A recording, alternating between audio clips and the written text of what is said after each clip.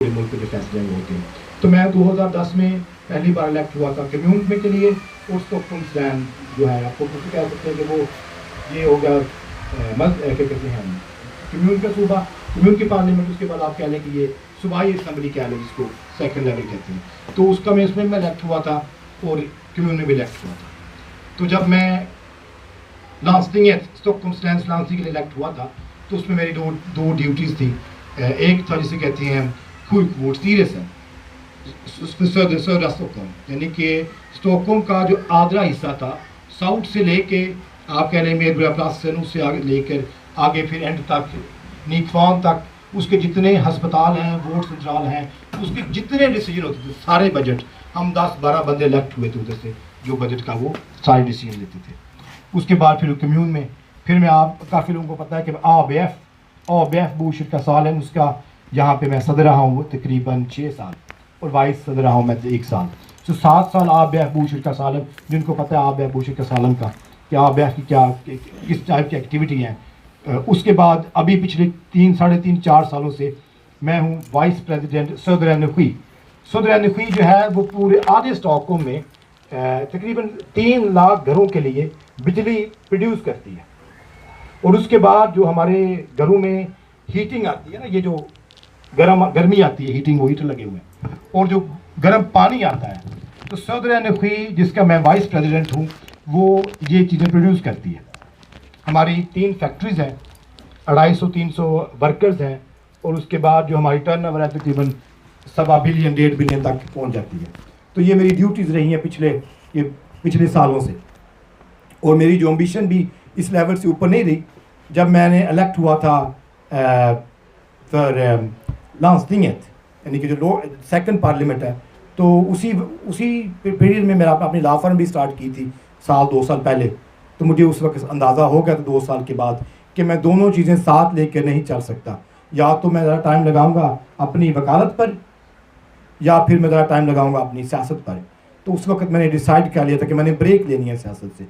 तो 2012-13 में मैंने तकरीबन 4-5 सालों के लिए तकरीबन ब्रेक ले ली, लेकिन मैंने जो अपनी सीट थी कम्यून की वो मैंने नहीं छोड़ी, उसको मैंने कंटिन्यू किया।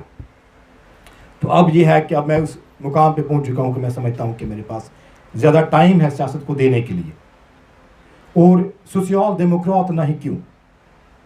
क्योंकि आप जो वोट हैं आप किसी बंदे को नहीं देते, आप उसकी पॉलिटिकल पार्टी को देते हैं। उस पॉलिटिकल पार्टी की एक आइडियोलॉजी होती है, एक सोच होती है, उन्होंने कुछ चीज़ें पहले से तय की होती हैं कि हमारा ये मंशूर है, हम इस तरह का फ्यूचर इस मुल्क में देखना चाहते हैं। 1989 में ये जो पार्टी है Socialdemokraterna Arbetarpartiet, ये पैदा हुई थी, ये बनी थी 1989 में, तकरीबन 125 साल हो गए हैं। तो इस पार्टी को जो बनाया गया था उसका मकसद ये था कि उस वक़्त के जो लेबर थे, वर्कर्स थे, जो मिडिल क्लास लो क्लास बंदे थे, उनके ऊपर बहुत जुल्म होता था। आजकल जो हमारे मुल्कों में हो रहा है ना, वही कुछ यहाँ पे होता था। तो ये पार्टी बनाई गई, ये वर्करों ने बनाई, लेबर ने बनाई, आम बंदों ने बनाई, जो काम करने वाले हैं, जो इंडस्ट्रीज़ में और फैक्ट्रीज़ में और छोटी छोटी जगहों पे काम करते थे, और उनको काम पर जुल्म होता था। उनकी सैलरी जो है बहुत कम होती थी, 14-15-16 घंटे वो काम करते थे, और जो ऊपर वाली क्लास थी उनको बहुत यूज़ करती थी। तो इस वजह से ये पार्टी बनाई गई Socialdemokraterna Arbetarpartiet, यानी कि वर्कर्स की पार्टी, काम करने वाले लोगों की पार्टी। इसका नाम भी यही रखा। और इसके फिर ऑफकोर्स और भी काफ़ी इस आइडियाज़ थे, jämlikhet, jämställdhet, solidaritet, जिसमें हम कहते हैं कि इक्वालिटी हो, सोलिडारिटी, ताकि हम एक दूसरे की मदद करें।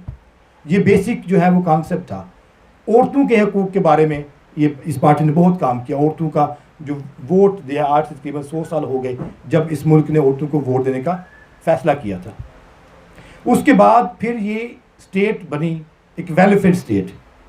30-40 सालों के अंदर एक बहुत ही गरीब कंट्री, जिसमें लेबर पर बहुत जुल्म होता था, वर्कर्स के राइट होते ही नहीं थे, उससे लेकर 30-40 सालों तक दुनिया के जो सबसे बड़ी वेलफेयर स्टेट जो है वो स्वीडन बनी।